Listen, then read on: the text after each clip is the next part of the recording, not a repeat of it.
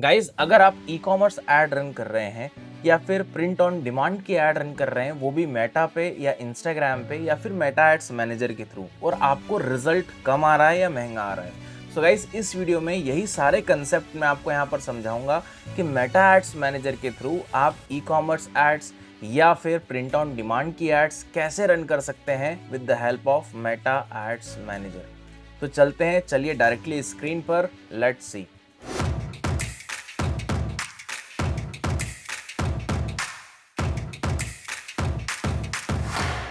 Hello guys, my name is Himanshu Tiwari. Welcome to W script YouTube channel. So guys, video start करने से पहले एक जरूरी अनाउंसमेंट है आप सभी के लिए। अगर आप डिजिटल मार्केटिंग में अपना फ्यूचर बिल्ड करना चाहते हैं या फिर स्किल्स अपग्रेड करना चाहते हैं, तो डब्ल्यू स्क्रिप्टेक आप सभी के लिए लेके आया है एआई इन्फ्यूज्ड डिजिटल मार्केटिंग का मेंटरशिप प्रोग्राम, जहां पर आप सीखोगे in depth performance marketing, SEO, social media and influencer marketing जैसे कई सारे और मॉड्यूल्स। सो गाइज, नीचे डिस्क्रिप्शन में आपको लिंक मिलेगा, उस पर आप क्लिक करिए, अपने डिटेल शेयर करिए, जो हमारे प्रोग्राम एडवाइजर हैं वो आपसे कॉन्टेक्ट करेंगे। तो चलिए चलते हैं हम डायरेक्टली स्क्रीन पे। अब गाइज आप ये देख सकते हो कि आपको ये क्या दिख रहा है, एक मेटा एड्स मैनेजर का डैशबोर्ड दिख रहा है, जहां पर कुछ कैंपेन अभी चल भी रहे हैं। वैसे ही यहाँ पर हम कैंपेन सेटअप कैसे कर सकते हैं, like e commerce and POD businesses के लिए। जैसे यहां पर मैं क्या करता हूं, सबसे पहले क्रिएट कैंपेन। आपको सबसे पहली चीज ये समझना पड़ेगा कि मेरा मेन गोल क्या है। जब तक हमको हमारा गोल ही क्लियर नहीं होगा, ठीक, तो यहाँ पर हम कैंपेन प्रॉपरली एग्जीक्यूट नहीं कर पाएंगे। अब गोल समझने के लिए भी गाइस दो स्ट्रैटेजी हैं। पहला, अगर आपका नया बिजनेस है तो डायरेक्टली आप सेल्स कैंपेन पे आप जंप नहीं करें। अगर यहाँ पर आपका पहले से कोई बिजनेस है और काफी टाइम से आप मेटा एड्स रन कर रहे हो, तो आप फिर यहाँ पर सेल्स कैंपेन रन कर सकते हैं। इसके पीछे रीजन क्या है कि जब एड अकाउंट पुराना होता है और कुछ आप अमाउंट स्पेंड कर देते हो, तो मेटा आपको थोड़ा सा प्रायोरिटी देता है और उसका आउटपुट हमको रिजल्ट में मिलता है ना। तो इनिशियली अगर आप फर्स्ट टाइम कोई कैंपेन रन कर रहे हैं, तो आप यहाँ पर ट्रैफिक या अवेयरनेस कैंपेन के साथ जाइए। बट ऑलरेडी अगर आपने कैंपेन पहले पास्ट में रन करे हुए हैं, तो आप सेल्स कैंपेन के साथ जा सकते हो, है ना। आप देख सकते हैं कि यहाँ पर ये जो आप एड मैनेजर देख रहे हो, इसमें already like more than 1 CR की एड चली है। तो फिर मैं इस ऑब्जेक्टिव के अंदर क्या चूज करूंगा, यहाँ पर सेल्स ऑब्जेक्टिव में चूज करूंगा। क्यों? क्योंकि यहाँ पर ना मेरा अवेयरनेस का गोल है, ना ट्रैफिक का गोल है, ना लीड जनरेशन का है, ना एंगेजमेंट का है, ना ऐप इंस्टॉल का है। मेरा क्या है गोल, यहाँ पर मेरे को प्रोडक्ट बेचना है, राइट। तो यहाँ पर मैं सेल्स के साथ जाऊंगा, then create on the continue. Continue के बाद में ये आपको पूरा एक कैंपेन का स्ट्रक्चर मिलेगा, ठीक है। इसको हम जनरली कहते हैं campaign structure. Campaign structure guys 3 part में डिवाइड होता है, campaign level, ad set level और एड कॉपी लेवल। इसी में ही हम पूरा गेम यहाँ पर परफॉर्म करते हैं, ठीक। जितने अच्छे तरीके से आप डिफाइन करोगे इस स्ट्रक्चर को, उतने अच्छे तरीके से आप अपने रिजल्ट को मेजर कर सकते हो। उसके बेसिस पर आप अपकमिंग स्ट्रेटेजीज बिल्ड कर सकते हैं, है ना। जैसे यहाँ पर ये मेरा कैंपेन है, ये एड सेट है और ये एड कॉपी है ना। यहाँ पर मैं कैंपेन का नाम डालूंगा, ठीक है। मेरा बाइंग टाइप ऑक्शन ही रखूंगा, मैं रिजर्वेशन नहीं लूंगा, ठीक है। लाइक मेरा ऑब्जेक्टिव सेल्स ही है। अब आता है एडवांटेज प्लस कैटलॉग, ठीक है। अगर आप कैटलॉग के बिहाफ में जाना चाहते हैं तो आप इसको यूज कर सकते हैं, ठीक। मैं कैटलॉग एड्स को रिकमेंड करूंगा, बट अगर आप कलेक्शन एड्स वाली एड्स चलाएंगे तो फिर लाइक ये सबसे बेस्ट ऑप्शन है ई कॉमर्स एड के लिए, क्योंकि आप यहाँ पर कलेक्शन एड्स के थ्रू एक नहीं मल्टीपल प्रोडक्ट्स आप यहाँ पर अपनी ऑडियंस को दिखा सकते हो, राइट। फिर यहाँ पर आएगा आपका कैंपेन बजट ऑप्टिमाइजेशन, जो कि इसने अब चेंज कर दिया एडवांटेज कैंपेन बजट में। यहाँ पर आप देख रहे हैं आपको कैंपेन और एड सेट बजट दिख रहा है। अगर आपके पास यहाँ पर बजट कम है, ठीक है, तो आप कैंपेन बजट के साथ जाइए, और अगर आपके पास थोड़ा डिसेंट बजट तो आप एड सेट बजट के साथ जा सकते हैं। अब दोनों में सबसे बड़ा डिफरेंस क्या है गाइस? दोनों में डिफरेंस ये है, जो जो कैंपेन बजट होता है वो मल्टीपल एड सेट में डिवाइड कर देता है। जैसे अगर एक कैंपेन है, उसके अंदर 5 एड सेट है और मैंने कैंपेन बजट में यहाँ पर 1000 रुपए लेके रखा है, तो लाइक जो मेरा एड सेट अच्छा परफॉर्म करेगा उसमें वो डिस्ट्रीब्यूट कर देगा budget according to ad sets performing. जो एड सेट कम परफॉर्म कर रहा है उसमें वो कम पैसा लगाएगा, राइट। तो लाइक मेरे पास बजट डिसेंट है तो मैं एड सेट के साथ जाऊंगा, नहीं है तो फिर मैं कैंपेन बजट के साथ जाऊंगा। लेट्स सपोज मैंने यहाँ पर एड सेट बजट लिया। एबी टेस्टिंग का कोई सेंस नहीं है अगर मैं यहाँ पर प्रॉपरली कैंपेन स्ट्रक्चर डिफाइन करता हूं तो। Then special ad category. अगर आपका एड कैंपेन इन चारों कैटेगरी से बिलोंग करता है तो आप लीजिए।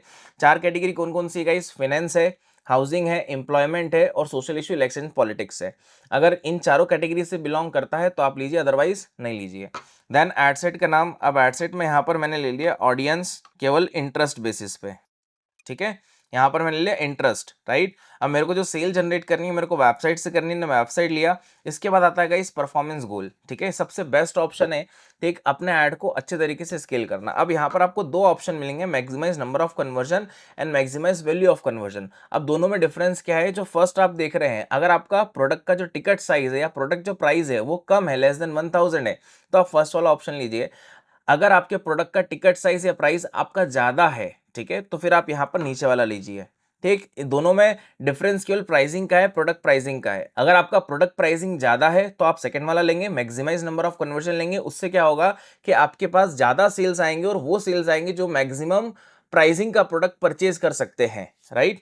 तो जो मेरा वेबसाइट है जिसके लिए मैं ऐड यहाँ पर सेटअप कर रहा हूँ, आप लोग को सिखा रहा हूँ, उसका एवरेज ऑर्डर वैल्यू यहाँ पर आता है 2500 या 300 का। दैट्स वाई यहाँ पर मैंने performance goal maximise number of conversion लिया है, राइट।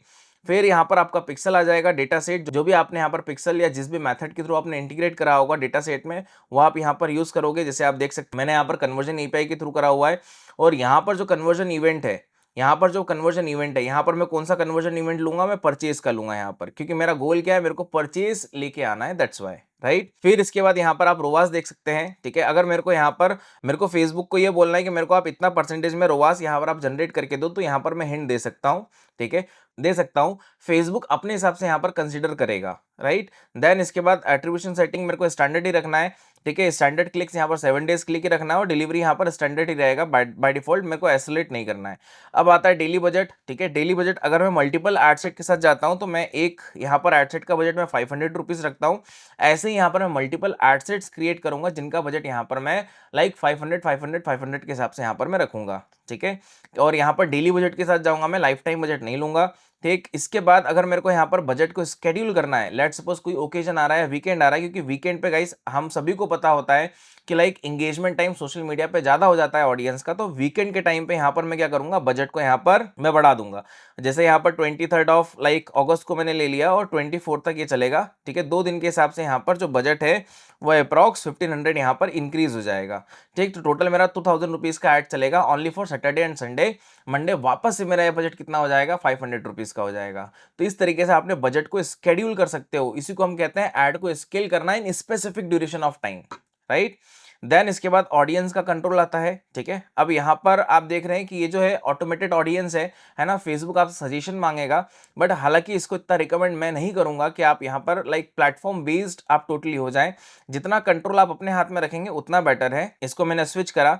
अब यहाँ से मैं लोकेशन लूंगा, ठीक है। लाइक मेरे को टियर 1 टारगेट करना है या पैन इंडिया करना है, मैं यहाँ से कर सकता हूँ, या फिर मेरे को इसको टेस्टिंग करनी है वो भी कर सकता हूँ। कि जो मेरा एड सेट्स में मल्टीपल बनाऊंगा, तो किसी एड सेट में मैंने इंडिया ले लिया, किसी एड सेट में मैंने ओनली स्टेट्स ले लिया, किसी एड सेट में मैंने सिटीज ले लिया, किसी एड सेट में मैंने यहाँ पर लाइक मेट्रो सिटीज ले ली। इस तरीके से मेरे को आइडिया लग जाएगा कि मेरे को जो रिजल्ट जनरेट हो रहा है वो किस लोकेशन से ज्यादा हो रहा है, राइट। देन इसके बाद यहाँ पर age group, like according to product, like किस टाइप की ऑडियंस प्रोडक्ट परचेज कर सकती है। तो मैंने 24 से लेकर इसको मैं 55 तक ले लेता हूँ, ठीक है। और सजेशंस जो है इसको मैं यहाँ से हटा दूंगा। देन इसके बाद जेंडर यहाँ पर मेरा ऑल है। कस्टम ऑडियंस मेरे को यूज करना है, मैं कर सकता हूँ, बट इसके पहले मेरे को कस्टम ऑडियंस बिल्ड करनी पड़ेगी, जो कि होता है रीमार्केटिंग कंसेप्ट। मतलब ऐसी ऑडियंस जो आपके बिजनेस के साथ में इंटरेक्ट हो चुकी है, आप उन्हीं ऑडियंस को वापस आप रिपीट ऐड दिखा सकते हैं। फिर इसके बाद में यहाँ पर डिटेल टारगेटिंग मैंने यहाँ पर लिया। अब डिटेल टारगेटिंग में यहाँ पर मैं स्पेसिफिक क्या कर रहा हूँ, पेरेंट्स को टारगेट करना चाहता हूँ, ठीक है। तो यहाँ पर मैंने ले लिया पेरेंट्स, ठीक है। अब पेरेंट्स मैंने किस में लिया, डेमोग्राफिक में लिया है, ठीक है। तो जो मैंने एड सेट का नाम रखा है इसको मैं चेंज कर दूंगा, इंटरेस्ट से हटा के इसको मैं डेमोग्राफिक कर दूंगा, ठीक है। और जो मैं दूसरा एड सेट बनाऊंगा वहां पर मैं इंटरेस्ट बेस्ड चला जाऊंगा, ठीक है। अब यहाँ पर मैंने इसको यहाँ पर क्या करा, डेमोग्राफिक बेस्ड कर दिया, ठीक है। और मैंने पेरेंट्स को टारगेट कर दिया, राइट, क्योंकि जो मेरा प्रोडक्ट है वो रिलेटेड विथ हेल्थ है, दैट्स वाई, ठीक है। और parents is the right audience for decision making, है ना।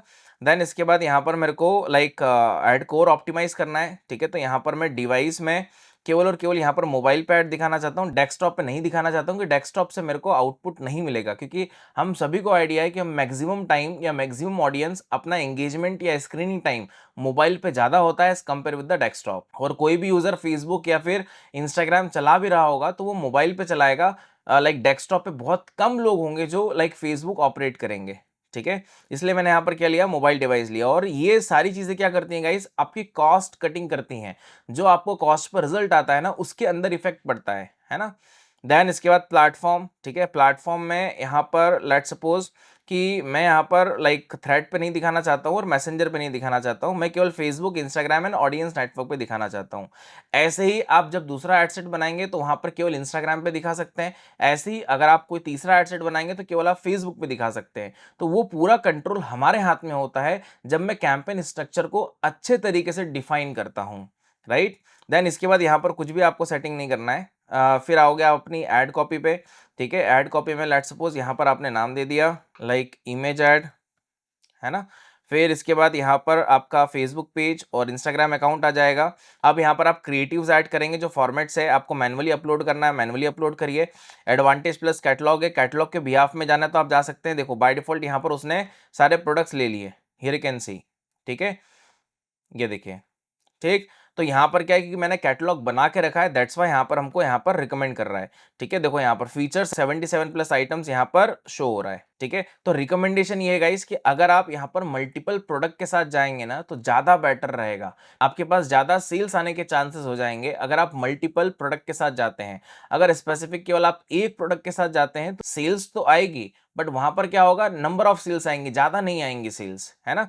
तो जितना ज्यादा हो सके मल्टीपल या फीचर्स आप करें अपने प्रोडक्ट्स के तो ज्यादा बेस्ट है, राइट। फिर इसके बाद यहाँ पर आप नीचे आओगे तो नीचे आप डेस्टिनेशन देख रहे हैं, destination use settings from catalogue, मतलब हर प्रोडक्ट में अपनी यूनिक लिंक लगी हुई है कि यूजर अगर शॉप नाउ पे क्लिक करेगा तो डायरेक्टली उसी प्रोडक्ट पेज की यूआरएल पे जाएगा, है ना। तो स्पेसिफिक मेरे को यहाँ पर यूआरएल लाइक लेने की मेंशन की जरूरत नहीं है ना। फिर इसके बाद यहाँ पर आप नीचे आओगे तो यहाँ पर अपना प्राइमरी टेक्स्ट यहाँ पर आप ऐड करेंगे, ठीक है। और अपना कॉल टू एक्शन बटन यहाँ पर आप सेट करोगे, that's it. Call to action button यहाँ पर आप सेट करेंगे, दैट्स इट। लास्ट में आपको ये चेक कर लेना है कि आपने यहाँ पर जो फेसबुक पिक्सल क्रिएट करा हुआ है वो यहाँ पर वो एक्टिव है या नहीं है, यहाँ पर वो क्लिक है या नहीं है, बस आपको ये क्रॉस चेक कर लेना है, दैट्स इट। फिर उसके बाद अपना कैंपेन यहाँ पर पब्लिश करेंगे, ठीक है। आपको देख लेना है कि वो यहाँ पर एक्टिव है या नहीं है। देन इसके बाद फिर आप क्या करेंगे, एड सेट लेवल पे वापस जाएंगे और यहाँ से आप डुप्लीकेट करना स्टार्ट करोगे, ठीक। अब मेरे को यहाँ पर जो मेरा एग्जिस्टिंग कैंपेन है, ठीक है, अब इसी में मेरे को क्या करना है कि अप्रॉक्स मेरे को 5 एड सेट बनाने हैं, तो उससे एक कम नंबर लूंगा यहाँ पर 4, क्योंकि एक मेरा पहले से बना हुआ है और यहाँ पर मैंने इसको डुप्लीकेट करा। अब डुप्लीकेट करने के बाद में आप देख सकते हो कि चारों एड सेट यहाँ पर डुप्लीकेट हो गए। अब सभी एड सेट के अंदर मैं क्या करूंगा, अच्छे तरीके से यहाँ पर मैं क्या करूंगा कि लाइक अपने चेंजेस करना स्टार्ट करूंगा, ठीक है। उसका इफेक्ट क्या होगा पता है गाइस, जैसे देखो यहाँ पर मैं लाइक डैशबोर्ड पे आता हूँ इसके, ठीक है। अब डैशबोर्ड पे आने के बाद में कुछ कैंपेन आपको दिखाता हूँ। ये कैंपेन पे आया, यहाँ से मैं इसका डेट चेंज कर लेता हूँ। डेट चेंज करने के बाद में यहाँ पर मैं कस्टम पे गया, कस्टम पे जाने के बाद में यहाँ पर लेट सपोज मैंने 5th मंथ लिया और इसको अपडेट करा, ठीक है। अब लेट सपोज ये वाला मेरा यहाँ पर लाइक कैंपेन है, इसको यहाँ पर मैं क्लिक करता हूँ, ठीक है। अब क्लिक करने के बाद में अब जैसे गाइस यहाँ पर आप देख सकते हैं ये वाला कैंपेन है। अब इसमें यहाँ पर कितनी परचेज आई है, 306 परचेज आई है ना। अब मैंने क्या करा, इस लाइक कैंपेन पे मैंने क्लिक करा। अब जैसे इस कैंपेन पे क्लिक करूंगा तो इस कैंपेन में जितने भी एड सेट्स बने होंगे वो यहाँ पर आप देख सकते हैं, जैसे 1 2 3 4 5 6 7 एड सेट्स यहाँ पर डिफाइन है ना। सातों एड सेट में यहाँ पर लाइक अलग अलग यहाँ पर क्या स्ट्रेटेजी लगाई हुई है ना। अब यहाँ पर देखो जो एड सेट मेरा अच्छा परफॉर्म कर रहा है, ठीक है, उसको मैंने एक्टिव रखा है। ये 3 एड सेट मेरे अच्छे परफॉर्म कर रहे हैं, ठीक है। तीनों एड सेट देखो यहाँ पर सेल्स भी अच्छी आई है, 52 119 एंड 110। बाकी दूसरे एड सेट से मेरे को रिजल्ट अच्छा नहीं आया, ठीक। अब ये चीजें मैंने क्या करी, टेस्टिंग करी। टेस्टिंग के बेसिस पे मुझको क्या मिला, आउटपुट मिला, जिससे मैंने डिफाइन करा कि यस मेरी ये ऑडियंस बेटर परफॉर्म कर रही है, इस लोकेशन पे जाकर अच्छी परफॉर्म कर रही है, जिससे मेरे को ज्यादा सेल्स भी आ रही है, कम कॉस्ट में भी आ रही है और मेरा रेवेन्यू भी इंक्रीज हो रहा है, राइट। तो यही सारी स्ट्रेटेजी आप अपने ई कॉमर्स बिजनेस में लगा सकते हैं, जिससे आप अपनी एड्स को बहुत अच्छे तरीके से स्केल कर सकते हो। सो गाइस आशा करता हूं ये वीडियो आपको बहुत पसंद आया होगा। So please like comment and share on this video.